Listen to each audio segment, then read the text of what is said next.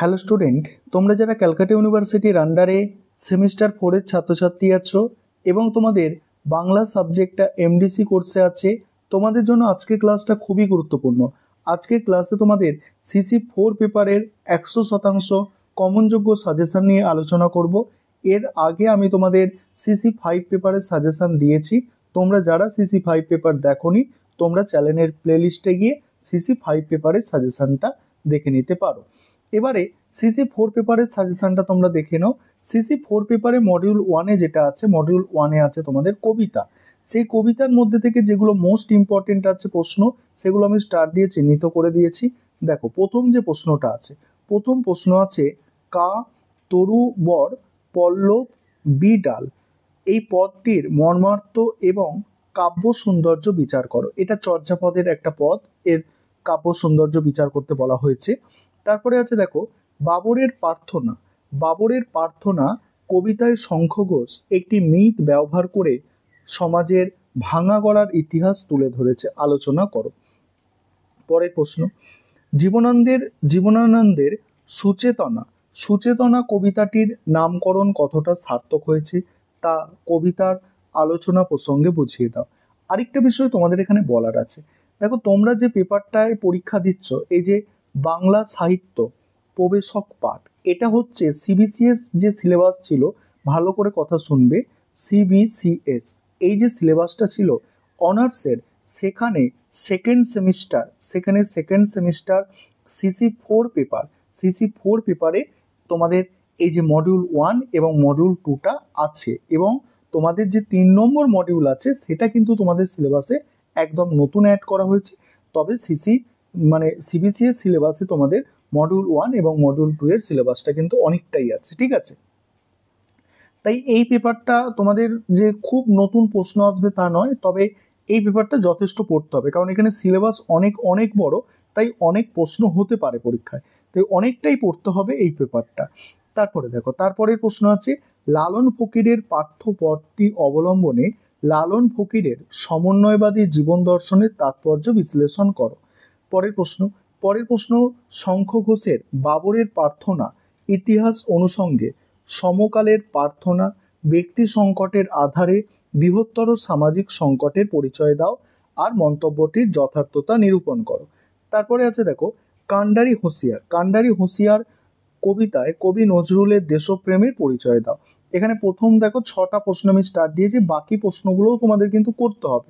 দেখো বাকি প্রশ্নগুলো তোমরা দেখে নাও, ঠিক আছে, দেখে নাও তোমরা বাকি প্রশ্নগুলো। এবার 5 নম্বরের প্রশ্ন, এখানে দেখো 5 নম্বরের প্রশ্ন যেগুলো আছে, দেখো যেমন প্রথম প্রশ্ন আছে চর্যাপদের 1 নম্বর পদ কা আ তরুবর পঞ্চবী ডাল, এর হচ্ছে গুণার্থ ব্যাখ্যা করো। চর্যাপদের 1 নম্বর পদের গুণার্থ ব্যাখ্যা করতে বলা হচ্ছে ওরে বাছা মাতৃকোষের রতনের রাজি এই ভিখারির দশা, তবে কেন তোর আছি এখানে।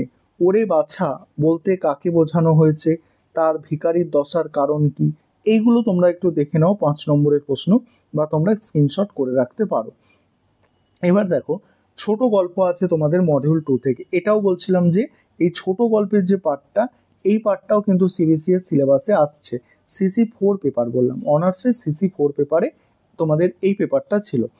দেখো এখানে কি কি প্রশ্ন ইম্পর্টেন্ট তোমাদের জন্য, মোস্ট ইম্পর্টেন্ট। প্রথম প্রশ্ন অভাগীর স্বর্গ গল্পটির নামকরণের যথার্থতা বিচার করো। আর এগুলো মোস্ট ইম্পর্টেন্ট বলছি কিভাবে, এগুলো প্রিভিয়াস ইয়ার্স ওই যে সিবিসিএস সিলেবাস, সেখানে কিন্তু এই প্রশ্নগুলো আছে, ঠিক আছে, এই প্রশ্নগুলো পরীক্ষায় দেওয়া হয়েছিল। এইগুলো এই কারণে তোমাদের বলছি আমি মোস্ট ইম্পর্টেন্ট প্রশ্ন, আর এর মধ্যে থেকে পরীক্ষায় অবশ্যই আসবে। তারপরে দেখো আদাব গল্পের নির্দয় জীবন বিরোধী পরিবেশের মধ্যে দাঁড়িয়ে সমরেশ বসু চরম মানবতার কাহিনী শুনিয়েছেন, গল্পটি অবলম্বনে এই উক্তিটির যথার্থতা বিচার করো, ঠিক আছে। তারপরে এখানে অর দিয়ে প্রশ্নটা হতে পারে সাম্প্রদায়িক সম্পৃক্তি ও মানবতাবোধের গল্প হিসাবে আদাব গল্পটি বর্ণনা করো। 3 নম্বর প্রশ্ন, বাকি সাজেশনটুকু আলোচনা করব তার আগে একটা বিষয় তোমাদের বলার আছে। তোমাদের CC4 এবং CC5 এই দুটি পেপারের স্টাডি মেটেরিয়াল তৈরি করা হয়েছে।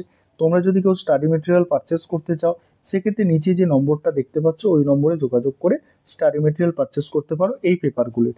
তারপরে আছে দেখো অভাগীর স্বর্গ গল্পের সমকালীন যে সমাজচিত্র লেখক বর্ণনা করেছেন তা নিজের ভাষায় লেখো।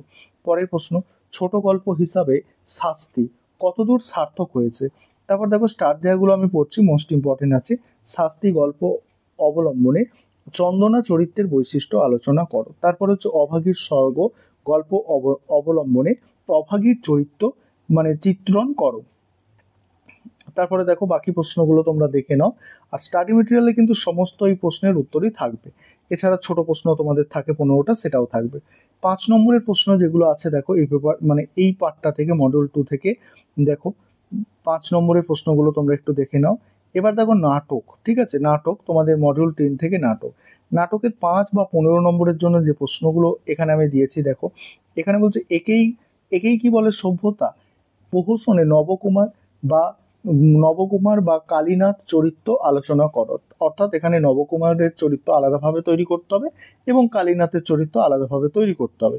তারপরে দেখো একেই কি বলে সভ্যতা প্রহসনে হাস্যরস আলোচনা করো। তারপর হচ্ছে একেই কি বলে সভ্যতা প্রহসনের নামকরণের সার্থকতা বিচার করো।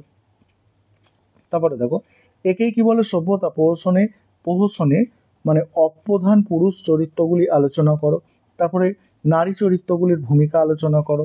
তারপরে আছে একেই কি বলে সভ্যতা প্রহসনে সামাজিক সমস্যার কথা বলা হয়েছে হলেও শিল্প সৌন্দর্য অনুপস্থিত নয় বর্ণনা করো। তারপরে আছে প্রহসন হিসাবে একেই কি বলে সভ্যতার সার্থকতা বিচার করো। এই হচ্ছে তোমাদের টোটাল CC4 পেপারের সাজেশন। এগুলো ভালো করে করো, সব প্রশ্নই তোমরা পরীক্ষায় কমন পাবে।